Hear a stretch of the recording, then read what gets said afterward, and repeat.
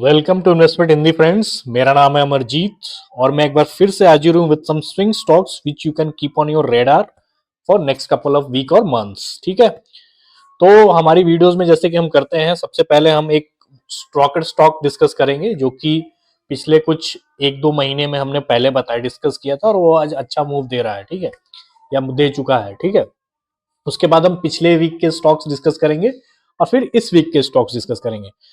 तो चलिए सबसे पहले डिस्कस करते हैं अपना रॉकेट स्टॉक। हमारा जो रॉकेट स्टॉक है वो है टाटा मोटर्स का स्टॉक, जिसको हमने अपने 2 दिसंबर के वीडियो में डिस्कस किया था। ठीक है, तब से लेके अभी तक ये आप देख सकते हो कि 48% का मूव दे चुका है। ठीक है, 48% का मूव देने के बाद इसमें एक रिट्रेसमेंट आया और फिर से ये होपफुली और ऊपर जा सकता है। ठीक है, तो लगभग 48% का मूव आया आपको, 2.5 महीने के लगभग अराउंड का पीरियड है, उसमें आपको 48% का मूव देखने को मिल रहा है। तो काफी अच्छा होता है, स्विंग ट्रेडिंग का यही कमाल है। ठीक है, अगर आपका ये जो क्या बोलते हैं होल्डिंग पीरियड थोड़ा सा 2 महीने से 3 महीने रहता है तो आपको अच्छा मूव देखने को मिल सकता है। ठीक है, और मैंने आप कैसे होल्ड करना है वो भी बताया हुआ है। ठीक है, कि 20 MA के ऊपर जब तक और प्राइस सस्टेन कर रहा है 20 MA के लो के ऊपर, तब तक आपको एग्जिट करने के बारे में नहीं सोचना है। ठीक है, तो इसमें भी वही चीज है। इसमें देखिए यहाँ पे क्या हुआ है, यहाँ पे जो अभी भी रिट्रेसमेंट आया है ये ज्यादा से ज्यादा आपका 50 MA के जो एक डिमांड जोन है उसके पास आया होगा और यहाँ से ऊपर जा सकता है। ठीक है, लेकिन 20 MA भी अगर आप एग्जिट करते तो आपको यहाँ पे एग्जिट मिल जाता है, तो थोड़ा सा इससे कम आ जाता है, थोड़ा सा 30-35% ही मिल जाता है, लेकिन बहुत है, that is more than enough in 2.5 months. ठीक है, तो ये तो हमारा रॉकेट वाला स्टॉक। अब जल्दी से देख लेते हैं कि पिछले वीक जो हमने स्टॉक्स डिस्कस किए थे उनमें क्या बना, किसमें एंट्री बनी, किसमें कितना मूव आया, किसमें निगेटिव मूव आया, क्योंकि पॉसिबिलिटी हर चीज की है। तो जल्दी से हम वो सारे स्टॉक्स देख लेते हैं एक नजर में। तो सबसे पहला जो स्टॉक्स हमने पिछले वीक डिस्कस किया था वो था स्कॉट्स का। स्कॉट्स में अगर आप देखोगे ये डेली टाइम फ्रेम का चार्ट है। वीकली में जो भी हमारा लॉजिक था वो मैं अभी डिस्कस करने नहीं करूंगा, जल्दी जल्दी इसको हम कवर कर लेते हैं कि इसमें एंट्री बनी या नहीं बनी। सीधे सा हमारा इसमें रूल था कि भाई इसका जो ये ट्रेंड लाइन है इसके ऊपर अगर ब्रेकआउट हो जाता है, ठीक है, तो वो भी स्ट्रॉन्ग ब्रेकआउट, तब हम इसमें कोई एंट्री ले सकते हैं, लेकिन वो ऐसा हुआ नहीं, तो सीधी सी बात है इसमें हमारे एंट्री जनरेट ही नहीं हुआ। ठीक है, अब जल्दी से नेक्स्ट स्टॉक देख लेते हैं। तो नेक्स्ट स्टॉक था हमारा डेटा पैटर्न्स का। डेटा पैटर्न्स में ऑलरेडी ये ट्रेंड लाइन ब्रेकआउट हो चुका था, अच्छा सा अच्छा मतलब स्ट्रॉन्ग ब्रेकआउट हुआ था इसमें। उसके बाद से जब से हमने बताया अभी तक इसमें 17% पे जाके क्लोजिंग हुआ है। तो इस वीक का पूरा जो क्लोजिंग इनिशियली पिछले वीक से लेकर अभी तक गया तो और भी ऊपर था, लेकिन मैं हाई अभी काउंट नहीं कर रहा हूँ, अभी मैं बस क्लोज काउंट कर रहा हूँ। तो 17% का मूव ऑलरेडी इस वीक दे चुका है। अब नेक्स्ट स्टॉक देखते हैं। अगला स्टॉक था हमारा सीएट का। ठीक है, सीएट में हमने जो जहां भी डिस्कस किया था वहां से ये इसमें रेंज में ही रह गया है। इसको ये ये जो हाई था ना इसको ब्रेक कर ही नहीं पाया, वहां पे ही रह गया और वहां पे ये इनडिसीजन कैंडल्स बना रहा है बेसिकली। तो जिसको मतलब अभी इसमें कोई एंट्री जनरेट ही नहीं हुआ। ठीक है, नेक्स्ट स्टॉक देखते हैं। सेम कंडीशन इसमें भी है, इसमें भी एक रेंज में चला गया है। ठीक है, इसमें ये जब बॉक्स का ये जो मतलब हाई अगर ब्रेक होगा ना 460 का, तब जाके कोई एंट्री बनेगी। क्योंकि ये देखिए अगर मंडे को खुला होता ऊपर जाके और जाके क्लोजिंग हो रहा था तो कहीं से भी एंट्री तो होती नहीं, उस जब तक इसके ऊपर नहीं जाएगा, हाई के ऊपर नहीं जाएगा, तब तक अभी तक कोई एंट्री बनेगी नहीं। तो सीधी सी बात है इसमें नो एंट्री। लास्ट स्टॉक था हमारा एसएमएल आइसुजू का। इसमें काफी अच्छा मूव देखने को मिल रहा है। हम लोग जब से हमने मतलब मंडे से बताया वहां से लेके लास्ट ये काफी ऊपर गया और ओवरऑल अभी तक ये 26% जा चुका है और ये मारूबोजू कैंडल है, मतलब इसका हाई और क्लोज लगभग बराबर ही है। तो काफी बढ़िया मूव कहेंगे इसको।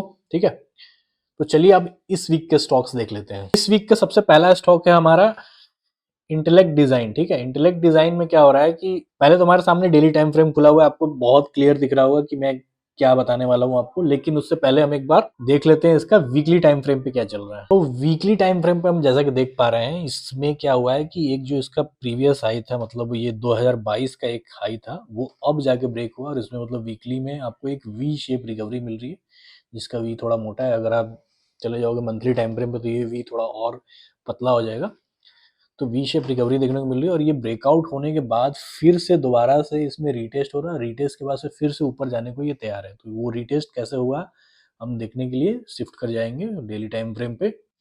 डेली टाइम फ्रेम पे देखिए क्या हो रहा है। डेली टाइम फ्रेम पे हम अगर देख रहे हैं तो यहाँ पे ये रिटेस्ट के बाद फिर से ये इसमें एक अच्छा रिवर्सल पैटर्न देखने को मिल रहा है, जिसमें थोड़ा सा वॉल्यूम भी है। ठीक है, तो इसमें बेसिकली आप इंस्टेंट एंट्री बनाई जा सकती है, और एंट्री बनाने के बाद आपको ये ध्यान देना है कि आप इसमें 20 EMA का जो हाई लो वाला जो एक मैं डिमांड जोन बताता हूँ, उसको आप लेके चलिए। पहले तो ये देख लीजिए कि ये इसके नीचे से ब्रेकआउट कर जाना चाहिए। हाई ब्रेक कर दिया 20 EMA का, ठीक है, यू क्लोजिंग दे दिया तो मतलब सही है। अब यहाँ पे अगर आप एंट्री लेते हो, ये मान लीजिए ऐसे ऐसे जाता है, तो ये इसके पीछे पीछे फॉलो करता रहेगा, और जब तक ये ऐसे घूम के इसके नीचे आके क्लोजिंग ना दे दे, तब तक आपको एग्जिट नहीं करना है। ठीक है, आप इसको ट्रेलिंग स्टॉप लॉस की तरह लंबे टाइम तक लेके चल सकोगे। अगर आप जैसे होल्ड करोगे तो टाटा मोटर वाला मतलब जो रिजल्ट, जैसा टाटा मोटर जैसा रिटर्न आप इसमें भी बना सकते हो। ठीक है, चलिए देखते हैं नेक्स्ट स्टॉक कौन सा है। तो अगला स्टॉक है हमारा एस्ट्रल। एस्ट्रल में हमको क्या देखने को मिल रहा है कि इसमें कुछ टाइम पहले 2023 में काफ़ी अच्छा एक मतलब अपस्विंग बना था, उसके बाद से ये एक कंसोलिडेशन फेज में चला गया। ठीक है, एक मतलब कि पूरा एक रेंज में चला गया, और ये किस तरह का एक पैटर्न बना रहा है, ये पोल एंड फ्लैग पैटर्न जो बोलते हैं ना, वो बना रहा है। ठीक है, अब उसके बाद हुआ क्या है, इतना तक तो ठीक था। आज देखने को हमको मिल रहा है कि इसका जो भी प्रीवियस हाई बन रहा था वो भी अब ब्रेक हो चुका है, ब्रेकआउट आ गया है उसमें, मतलब कि इसका इसमें जो जो भी हाई था ब्रेक हो चुका है, और ब्रेकआउट आ गया है। तो अब सीधी सी बात है कि यहाँ से आपको एक बुलिश मोमेंटम आगे देखने को मिल सकता है, तो हम उसी हिसाब से अपनी एंट्री प्लान कर सकते हैं। तो इसके लिए हमको क्या करना है, एंट्री प्लान करने के लिए एक बार हम देखेंगे कि डेली टाइम फ्रेम पे कैसा दिख रहा है ये। देखिए, डेली टाइम फ्रेम पे भी इसमें बहुत बड़ा कैंडल बना है, मतलब बेसिकली इसको बोलेंगे कि मतलब ये सस्टेनेबल है वो जो भी है इसका ब्रेकआउट। लेकिन इसमें आपको फिर ये भी देखने को मिल सकता है कि हो सकता है इतना बड़ा कैंडल बना है तो थोड़ा बहुत रेंज में जाएगा, रिटेस्ट लेगा, या ऐसे ऐसे करके थोड़ा नीचे जाएगा। तो आप क्या कर सकते हो कि अगर आपको इंस्टेंट एंट्री नहीं बनाना है, अगर आप सेफ चलना चाहते हो इसमें लेके, ठीक है, एक तो है कि आप इंस्टेंट एंट्री बना लो, और अदरवाइज सेफ चलाना चाह रहे हो, मैं उसका तरीका आपको एकदम बता देता हूँ, काफ़ी ईजी है। ये आपने अपने चार्ट पे अप्लाई कर लिया। ये क्या है, ये हाई है, ये लो है। ठीक है, 20 EMA का। ये आप लोगों को मैंने हर वीडियो में बताया हुआ है कि कैसे अप्लाई करते हैं, तो इसमें भी आप लोगों को समझ में आएगा। किसी को नहीं आता है तो नॉर्मल भी कर सकता है, इतना तो टेक्स है भी हर कोई है। तो अब इसको क्या करना है कि आपको ऐसे ऐसे ये धीरे धीरे क्या करेगा, अभी तो अचानक से बड़ा कैंडल बन गया तो ये काफ़ी नीचे हो गया, ये प्राइस के साथ साथ नीचे नीचे चलता रहेगा। अब इसमें क्या हुआ है कि बड़ा सा कैंडल बना है, तो हो सकता है कि ये ऐसे ऐसे रिट्रेस करके कैसे भी थोड़ा नीचे या सीधा ऐसे ऐसे कर कर आके जब इसके पास आके यहाँ पे कोई ऐसे आपको जैसे ऐसे गया और ऐसे आके फिर इस एरिया में कहीं से आपको एक बुलिश पैटर्न देखने को मिले। ठीक है, जैसे किसमें दिखा था हमको, जो हमारा इंटेलेक्ट वाला था उसमें हमको देखने को मिल रहा था। तो बुलिश पैटर्न देखने को मिले तब आप इसमें एक एंट्री प्लान कर सकते हो। ठीक है, इस तरह से कर सकते हो। अदरवाइज अगर आपने एंट्री ले लिया है, मान लीजिए आपने एंट्री ले लिया, अभी मैं एंट्री ले लूँ, हो सकता है कि और ऊपर चला जाए, फिर आपको अगर बीच में कहीं इस तरह का आता है देखने को, तो आपको वेट कर लेना चाहिए कि भाई जब तक इसका लो का नीचे क्लोजिंग ना दे दे तब तक ये नीचे नहीं जाने वाला, वो बस आपका पुल बैक बना के ऊपर ही जाएगा। ठीक है, तो इस तरह से इसमें एंट्री बनाया जा सकता है, जो है कि एस्ट्रल।